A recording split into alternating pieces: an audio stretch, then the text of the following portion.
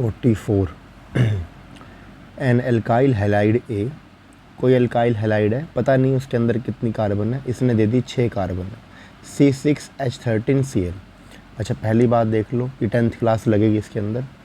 Carbon अगर 6 हैं, 1 2 3 4 5 6, सीधी chain भी हो सकती है, ये एल्केन होगी भाई। कैसे पता चलता है, देखो हाइड्रोजन, देखो ये फॉर्मूला वैलिड हो रहा होगा, CnH2n+2, माने जितनी भी कार्बन होंगी हाइड्रोजन या और कोई व्यक्ति उससे दुगने से 2 फालतू होगा। जैसे देखो यहाँ पे C6 है तो n की वैल्यू रख दो 6, यहाँ रखो 6, 6 दूनी 12 और 2 14, मतलब 14 लोग जुड़े होंगे उससे। देखो जुड़े हुए हैं, 13 तो हाइड्रोजन 1 क्लोरीन, तो ये एल्केन है, सीधी चेन भी हो सकती है। अब चेन मुझे पता नहीं कैसी होगी।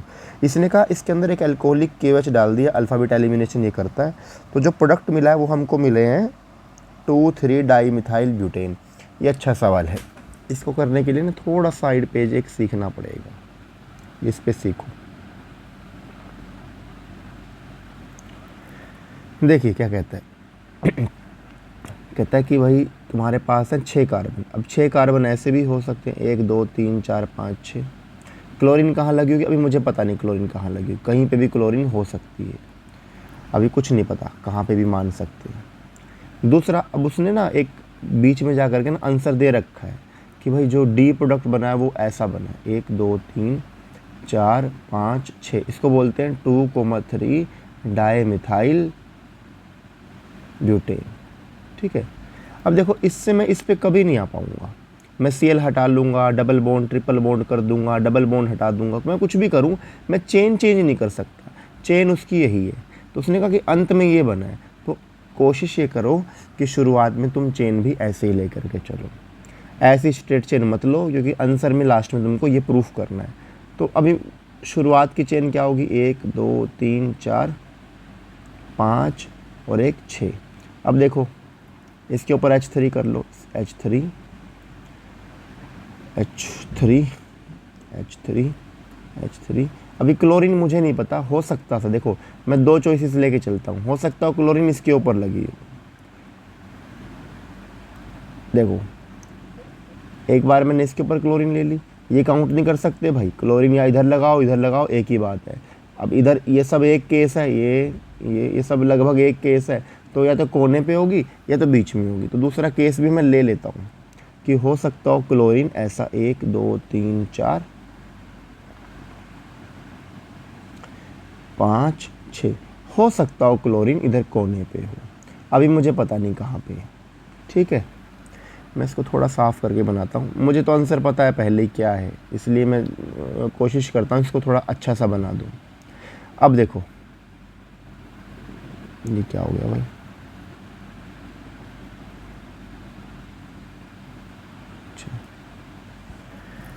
ठीक है।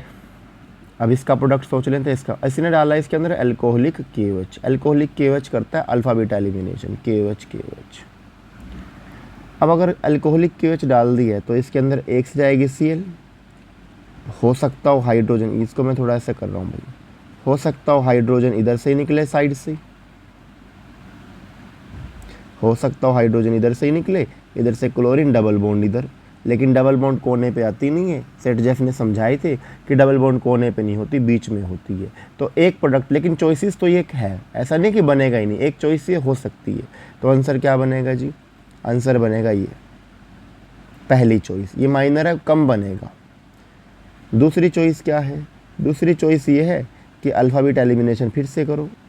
अब सेकंड चॉइस लेके चलो, सेकंड चॉइस ये है, इससे जाएगा Cl और साइड से जाएगा H, अब यहाँ पे डबल बॉन्ड आएगी और ये सही है, ये मेजर प्रोडक्ट है, डबल बॉन्ड बीचों बीच होनी चाहिए थी, वो अच्छी बात भी है क्योंकि बीच में डबल बॉन्ड ज़्यादा स्टेबल होती है। तो 2 प्रोडक्ट बन गए, एक बन गया ये, एक बन गया ये, इन दोनों के मोलिकुलर फॉर्मूले सेम है। उसने कहा था 2 आइसोमर बनेंगे, आइसोमर मतलब जिनके फॉर्मूले सेम होंगे बट कुछ डिफरेंस आएगा। देखो इसका भी वही फॉर्मूला, इसका भी वही फॉर्मूला है, लेकिन दोनों के अंदर डबल बॉन्ड का फ़र्क है। ठीक है, तो 2 आंसर बन गए। लेकिन अगर जो बच्चा इसको लेके चलेगा, एक से जाएगी Cl, एक से जाएगी H, डबल बॉन्ड यहाँ, एक ही स्ट्रक्चर बनेगा, 2 आंसर नहीं बनेंगे।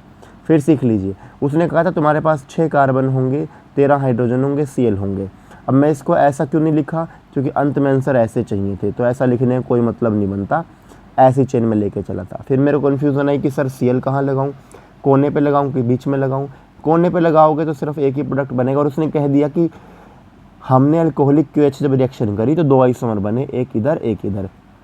तो मतलब यही आंसर सही था, वो जो हम सोच के चले थे ये वाला ऑप्शन गलत था, इसको हटा दीजिए।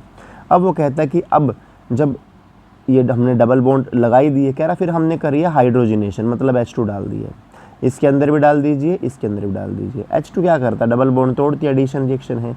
एक H होगा इस कार्बन का और एक H होगा इस कार्बन का, सेम टू सेम इसमें डबल बॉन्ड तोड़ दीजिए, एक H इस कार्बन का और एक H इस कार्बन का। प्रोडक्ट अंत में क्या बनेगा, प्रोडक्ट बनेगा जी 1 2 3। डबल बॉन्ड तो टूट ही चुकी है, अब तो हटा दो, डबल बॉन्ड काम की नहीं है। डबल बॉन्ड टूट गई तो ये बन गया। उसने कहा था डबल बॉन्ड तोड़ने के बाद दोनों स्ट्रक्चर बस एक ही बनेंगे, यही आंसर आएगा, दो आंसर नहीं आ सकते। देखो ये दोनों सेम है तो एक ही बार लिख लो, बस ये पूछा था वो बंदे कौन है, ये है एक, तो दूसरा ये है, तीसरा ये। ABCD इनको नाम दे रखा है भाई, ABCD इनको नाम पता करके लिख देंगे। अब बस यही सवाल था 44, ये अच्छा सवाल था। अब चलिए इसको अब हटा देते हैं, अब इसकी ज़रूरत नहीं पड़ेगी, इसको समझाने के लिए ज़रूरत थी इसकी। इसको अंदर करो, थोड़ा जूम कर लो। ये पूछा है why is the boiling point of ortho chloro dichlorobenzene higher than para dichlorobenzene. अच्छा ठीक है, एक ऑर्थो भी सीख लो। ऑर्थो का बॉइलिंग पॉइंट ज़्यादा होता है, पूछ लेगा क्यों होता है ज़्यादा इसका बॉइलिंग पॉइंट। इसलिए होता है भाई, देखो जो भी क्लोरोबेंजीन है ना वो लोन पेयर लूज करती है तो इसके ऊपर नेगेटिव चार्ज है, यहाँ पे ज़्यादा है चार्ज नेगेटिव ना, एक तो ये इसके पास है, जल्दी जल्दी डोनेट हो रहा होगा।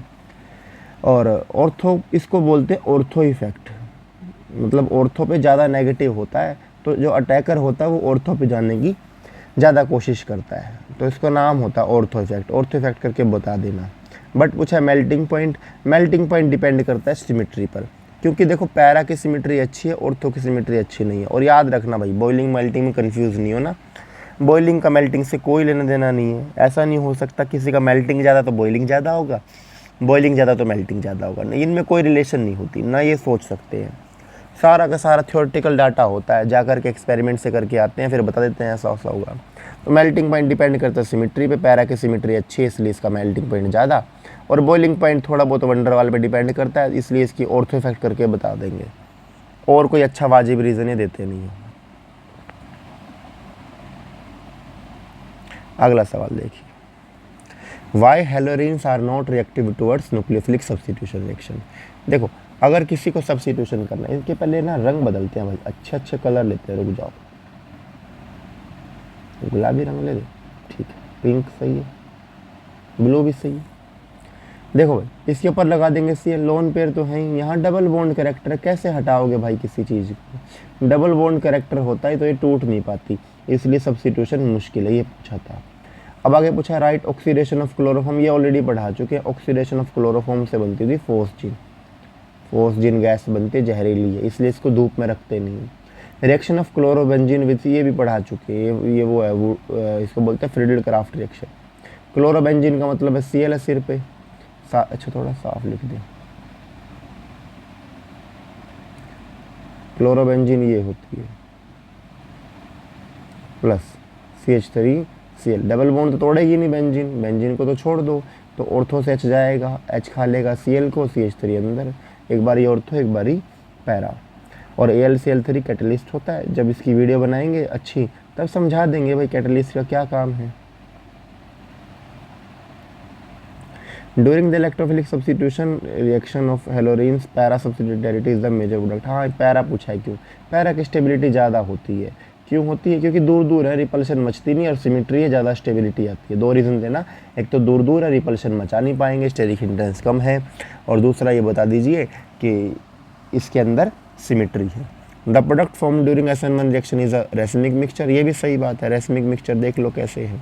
सी इधर ना कुछ ले लो CH3, इधर भी कोई कार्बन का कंपाउंड ले लो CH2 CH3, और सिर पे भी कुछ ले लो, सिर पे ले लो भाई इसके बेंजीन ले लो, सारे अलग अलग होने चाहिए।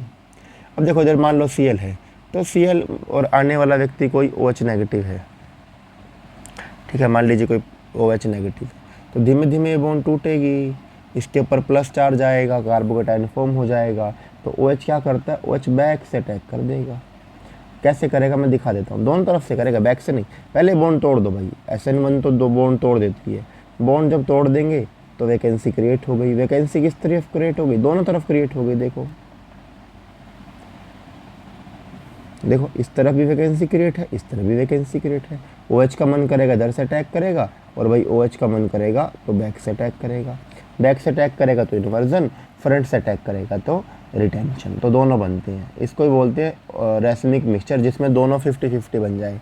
जितने स्ट्रक्चर रेसिम उसके बने रिटेंशन के, उतने ही बन जाएंगे इन्वर्जन के। आगे कहाँ है? 47 हो गया, हाँ 48 भी हो गया। 49, name the suitable alcohol and reagent from which 2 chloro. अच्छा, ये कह रहा है कि अब तुमको रिएक्टेंट नहीं पता भाई कौन है, रिएक्टेंट में कुछ मिलाएंगे, अभी पता नहीं, देखो कौन मिलाएंगे। 2 क्लोरो प्रोपेन, 2 पे है क्लोरीन और 2 पे है मिथाइल, ठीक है, कैन बी प्रिपेयर्ड। तो कह रहा है ऐसा कोई अल्कोहल बताओ। अब अल्कोहल से ये बनाना है, बना देंगे। देखो कोशिश ये करो ऐसा ही कार्बन लेके आओ, सेम टू सेम लेके आओ। इधर लेके आओ OH, क्यों? इधर कोई HH लेना चाहते हो ले लो, उससे फ़र्क नहीं पड़ेगा। जा करके क्या करो, इसमें डाल दीजिए PCl5 डाल दीजिए, कुछ भी HCl डाल दीजिए, ZnCl2 डाल दीजिए, मतलब Cl होना चाहिए उसके अंदर। OH बाहर जाएगा और Cl अंदर जा करके बैठ जाएगा। बचा हुआ स्ट्रक्चर छेड़ना नहीं, क्योंकि इसमें ऐसा ही चाहिए, तो सेम टू सेम ले आओ, ख़त्म। 49 के बाद आएगा 50 क्वेश्चन कहाँ पे? ये रहा। आउट ऑफ क्लोरोमीथेन, अच्छा ये रह गया भाई। Out of chloromethane and fluoromethane which one has a higher dipole moment and why. अच्छा ये याद रखना भाई, इसके ये अच्छा क्वेश्चन है। इसको mu is equal to Q into D से हमने पढ़ाया था पहले भी, वापस इसको पढ़ा देते हैं। Mu is equal to Q into D.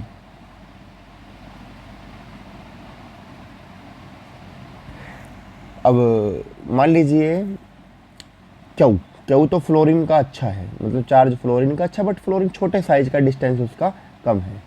Overall answer अभी म्यू का हमें पता नहीं कितना आएगा। और अगर क्लोरीन की बात करें, क्लोरीन का चार्ज उतना अच्छा नहीं होता, उतना नेगेटिव नहीं होता, तो क्लोरीन का है चार्ज कम लेकिन डिस्टेंस ज़्यादा है, तो ओवरऑल आंसर म्यू का बढ़ जाएगा। अब अपने को नहीं पता था कि इसका आंसर ज़्यादा है, लेकिन जनरली याद रखना ये क्लोरोमीथेन जीतती है भाई, क्योंकि इसका डिस्टेंस बहुत ज़्यादा है, बहुत ज़्यादा, जिससे म्यू की वैल्यू बढ़ जाती है। और म्यू का मतलब ही होता है कि कितना इसके सिर पे चार्ज आएगा।